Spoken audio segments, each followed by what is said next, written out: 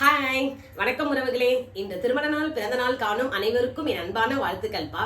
இன்னைக்கு மதிய லஞ்சுக்கு ஒரு குழம்பு தான் செய்ய போறேன். அந்த குழம்பு பாத்தீங்கன்னா இன்னைக்கு எங்க வீட்டுக்கார ஆசையா கேட்ட குழம்பு தான். அது என்னன்னு பாத்தீங்கன்னா காரக்குழம்புல வடை போட்டு செய்வாங்க இல்லையா, அந்த வடை குழம்பு தான் பண்ண போறேன். இது பாத்தீங்கன்னா சுஷ்மி ஆச்சரியமா கேட்கல இன்னைக்கு. அதான் நானும் பார்த்த சாம்பார் தானே கேட்பாரு அப்பா. எங்களுக்கே ஒரே ஆச்சரியங்க. காலில இருந்து எனக்கு சந்தோஷம் தாங்க முடியல. எப்ப எது கேட்டுங்க எனக்கு சாம்பார் வச்சுக்கொடு, இல்லன்னா சாம்பார்ல இருந்து வச்சுக்கொடு, விடுதலை விடுதலை. சாம்பார்ல இருந்து அதுவும் இந்த வெயிலையா கேக்குறீங்க. நானே ஒரே ஆச்சரியமா கேட்டேன். அவர் சொல்லிட்டாரு, இல்ல நேத்து தான் சாம்பார் சாப்பிட்டேன், இன்னைக்கு நீ வடை குழம்பே வச்சுட்டு ஆனா காரம் கொஞ்சம் கம்மியா வச்சுருந்தாங்க. சரி நம்ம தலையே கேட்ட பிறகு நம்ம செய்யாம இருப்போமா, வாங்க இன்னைக்கு சூப்பரா வடை குழம்பு எப்படி செய்யலாம்னு பார்க்கலாம். கடாய் வச்சுட்டு ஸ்டவ் பற்ற வச்சுக்கலாம். கடாய் தொட்டு கும்பிட்டுக்கலாம். ஏன்னா ஒரு ஆசையா கேட்டார்ல, சூப்பரா வரணும். எப்பவுமே வடை குழம்பு சூப்பரா தான் இருக்கும். யார் பண்ணாலுமே அது அந்த டேஸ்ட் சூப்பரா வரும். இருந்தாலும் இன்னைக்கு அல்டிமேட் சூப்பரா வரணும். அதுக்காக அலப்பற குத்துன்னு இருக்க. ஆமா, அதுனா ஒரு ஹஸ்பண்ட் கேட்டானா அது செஞ்சு கொடுத்தே ஒரு ஆனந்தம் தான். எப்பவுமே நீங்க என்ன சொல்லிடுறீங்க, நானே ஒரு சமையல் டிஷ் இது செலக்ட் பண்ணி செய்ய சொல்ல உனக்கு பிடிச்சதை செய்யறேன்னு சொல்லிடுறீங்க எல்லாருமே. இப்ப அதனால உங்களுக்கு பிடிச்சதை சொல்ல சொல்ல எனக்கு செய்யறதுக்கும் கஷ்டம் ஈஸி. நான் எதுவும் டிசைட் பண்ணாம செய்யலாம். இந்த சமையல் தான் செய்யணும்னு சந்தோஷமாவும் இருக்கு. சரி, இன்னைக்கு சூப்பரா டேஸ்டா வரணும்னு சொல்லிட்டு வேண்டிட்டு இது கடாய் காஞ்சிச்சு. எண்ணெயை ஊத்திக்கிறேன். ஊத்து ஊத்து. எண்ணெய் ஊற்றியாச்சு. எண்ணெய் காஞ்சிச்சு. ஒரு ஸ்பூன் கடுகு போட்டுக்கலாம். கடுகு பொரியட்டும். பொரிச்ச பிறகு கொஞ்சம் வெந்தயம் போடணும். காரக்குழம்புனாலே கொஞ்சம் வெந்தயம் போட்டு செஞ்சால் அந்த டேஸ்ட்டு வேற மாதிரி இருக்கும்.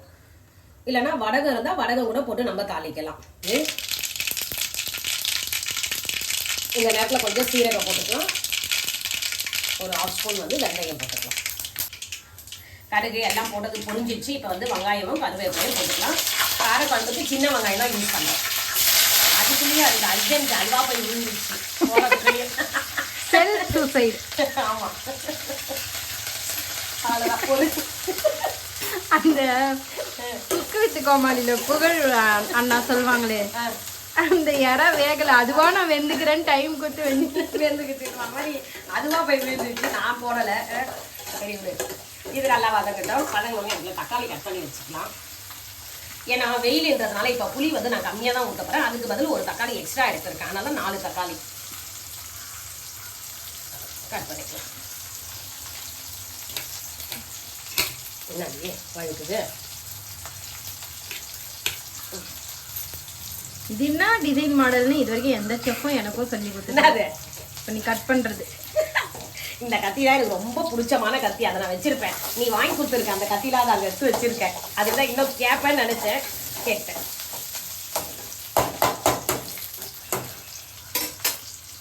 ரொம்ப ஷார்ப்பா இருக்கும். எதுவுமே பண்ண தேவையில்லை. வாங்கினதுலேருந்து அப்படியே ஷார்ப்பா இருக்கு பாருது. பிரியாணிக்கெலாம் இந்த கத்தி தான் யூஸ் பண்ணுவாங்க, தெரியுமா சுஷ்மி? வெங்காயம் நைஸாக கட் ஆகும். ஆமாம், வதங்கிட்டே இருக்கு. அப்படியே தக்காளியும் போட்டுக்கலாம் கட் பண்ணிட்டு. இப்போ நம்ம போட்ட வெங்காயம் இது நல்லா வதங்கிடுச்சு. இப்போ சுஷ்மி ஒரு பத்தியா ஒரு மிஸ்டேக் பண்ண, அப்போ கூட சூப்பராக வதங்கிடுச்சு வெங்காயம். உப்பு அதுதான் நம்ம அன்பும் பாசமும் சேர்த்து செய்கிறோம்ல, அதனால தானாக வதங்கிடும். இப்போ தக்காளி போடுறேன். ஆனால் தக்காளியும் கண்டிப்பாக உப்பு போடணும், சீக்கிரம் வதங்கணும். கேஸ் ஆன்ல வச்சு ஐல வச்சா யார் வதங்கினாலும் வதங்கும். எதிர்ப்பு உழுது பறக்குது நீ அலப்பற கொடுக்குறேன்னு அதுங்க கூட சேர்த்து கொடுக்குது. அதிரடி சமையல் டைம் ஆயிடுச்சு இல்ல, அப்பா வரத்துக்குள்ள கரெக்டா ரெடி பண்ணிடணும். அதுக்காக தான் கொஞ்சம் கல் உப்பு போட்டுக்கிற வதக்கி தக்காளி சீக்கிரம் வதவும்.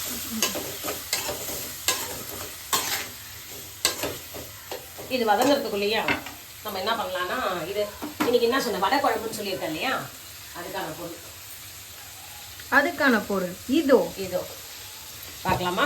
இதோ கடலைப்பருப்பு 1/4 கிலோ கடலைப்பருப்பு ஊற வச்சிருக்கேன். கூடவே 1 ஸ்பூன் சோம்பு, 2 வரமிளகா போட்டு ஊற வச்சுட்டேன். இப்போ இதை கொரப்பா அரைச்சிக்கலாம் வடைக்கு. இப்போ நம்ம போட்ட வெங்காயம் தக்காளி எல்லாம் நல்லா வதங்கிடுச்சுப்பா. இந்த டைமில் கொஞ்சம் 1 ஸ்பூன் இஞ்சி பூண்டு பேஸ்ட்டு போட்டுக்கலாம். எப்பவுமே காரக்குழம்புக்கு பூண்டு தானே போடுவோம். இப்போ வடை போடுறதுனால இந்த இஞ்சி பூண்டு பேஸ்ட்டு போட்டு செய்யுங்க. எப்படி இருக்குன்னு சொல்லுங்கள், செஞ்சு பார்த்துட்டு சொல்லுங்கள் டேஸ்ட் எப்படி இருக்கும். இது ஒரு வேறு டேஸ்ட்டு வரும், சூப்பராக இருக்கும். இப்போ இது நல்லா வதங்கிறதுக்குள்ளே இங்கே பார்த்தீங்களா, வடைக்கும் நான் மாவு அரைச்சி எடுத்துகிட்டு வந்துட்டேன் குறைன்னு. இப்போ இது கூட தேவையான அளவு சால்ட்டு போட்டுக்கலாம். சால்ட்டு போட்டிருக்கேன். இப்போ வெங்காயம் பொடி பொடியாக கட் பண்ணி வச்சுருக்கேன், அதை சேர்த்துக்கலாம். அப்புறம் கருவேப்பிலை கொத்தமல்லி பொடியாக கட் பண்ணியிருக்கேன், அதையும் நம்ம சேர்த்துக்கலாம். காரத்துக்கு வந்து நம்ம ஆல்ரெடியே காஞ்ச மிளகா போட்டிருக்கோம், அதனால் இது மட்டும் போட்டு நல்லா மிக்ஸ் பண்ணி வச்சுக்கலாம். இந்த குழம்பு கொதிக்க சொல்லவே நம்ம வடையும் சுட்டு எடுத்துக்கலாம். ஓகே, ஈஸியாகிடும். இந்த பக்கம் வடை, இந்த பக்கம் குழம்பு. கலக்கி வச்சுட்டு எண்ணெயை வச்சுட வேண்டியது தான். அந்த பக்கம் எண்ணெய் காய வச்சுட்டு இப்போ வெங்காயம், தக்காளி, இஞ்சி பூண்டு பேஸ்ட் எல்லாம் நல்லா வதங்கி எண்ணெய் பிரிஞ்சு வந்துருக்கு. இந்த டைமில் வந்து நம்ம மிளகாத்தூள் ஆட் பண்ணிக்கலாம். அதுக்கு முன்னாடி மஞ்சத்தூள், குழம்பு மிளகாத்தூள் ஒரு 2 ஸ்பூன் ஃபுல்லாக போட்டு திட்டமான காரம் போட்டுருக்கேன். இப்போ இந்த பச்சை வாசனை போகணும். மிளகாத்தூளுடைய பச்சை வாசனைலாம் போயிடுச்சுன்னா இதுக்கு வந்து ஒரு லெமன் சைஸ், நல்லா பெரிய லெமன் சைஸ் புளி கரைச்சி வச்சுருக்கேன், அதை ஆட் பண்ணணும். இப்போ மிளகாத்தூள் பச்சை வாசனையும் போய் அதுவும் எண்ணெய் பிரிஞ்சு வந்துருச்சு நல்லா வதங்கி. இந்த நேரத்தில் நம்ம புளி கரைச்சியில் ஊற்றிக்கலாம். கரைச்சி வச்சு இதுனா 0 காஸ்ட் ஃபில்டரா? ஆமாம், ஆல்ரெடி ஃபில்டர் பண்ணிட்டேன். இது 1 2 மிஸ் ஆனது இப்போ மாட்டிங்க வந்துடும். அதுக்காக தான் அது கையிலேயே பழகிடுச்சு பண்ணேன். எப்பவுமே நம்மளுக்கு கை தான். அப்படி இருந்தால் இது மிஸ் ஆகி வந்துச்சு. இப்போ புளி கரைசல் ஊற்றியாச்சுப்பா. இப்போ மசாலா எல்லாம் ஒன்றும் மிக்சர் அளவு கலரி விட்டுடலாம். பார்த்தீங்கன்னா இந்த குழம்பு கொஞ்சம் திக்காக இருக்குது. இன்னும் கொஞ்சம் ஆனால் தண்ணி ஊற்றணும். அப்போ தான் வடை போட்டால் அந்த தண்ணியாக இழுத்துக்கும், குழம்பு திக்காக வரும். அதுக்கு வந்து நான் இது அரைச்சிருக்கேன் இல்லைங்களா, வடைக்கு அரைச்சதுலேயே கொஞ்சம் ஜார்லேயே தண்ணி ஊற்றி வச்சுருக்கேன். அந்த தண்ணியை கொஞ்சம் ஆட் பண்ணிக்கலாம். இப்போ காரம், உப்பு எல்லாம் பார்த்துக்கோங்க. வேணுன்றதை இந்த டைமில் ஆட் பண்ணிக்கலாம். டேஸ்ட்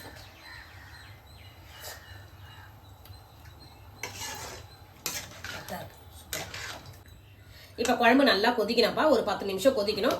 மூடி வச்சிடலாம். குழம்பு கொதிக்கிட்டோம். அதுக்குள்ளே வடைக்கு ரெடி பண்ணிக்கலாம் நம்ம. இப்போ வடைக்கு எண்ணெய் கடாய் வச்சுருக்கேன். எண்ணெய் நல்லா காஞ்சிடுச்சு. இப்போ இங்கே மீடியம் சைஸ், இந்த வடை மாவில் மீடியம் சைஸ் எடுத்து நல்லா வடை தட்டி போட்டுடலாம். மீடியமான வடை, கொஞ்சம் பெருசும் இல்லாமல் சிறுசும் இல்லாமல் தான் நல்லா பொரியும். அப்போ தான் இந்த குழம்புல ஊற சொல்ல நல்லா சாஃப்டாக இருக்கும். அதுக்காக தான். பெருசாகவும் ஆகிடும். நம்ம போகிற சைஸ் வந்து சின்னதாக இருக்கும். நல்லா ஊறி கொஞ்சம் பெருசாக தெரியும்.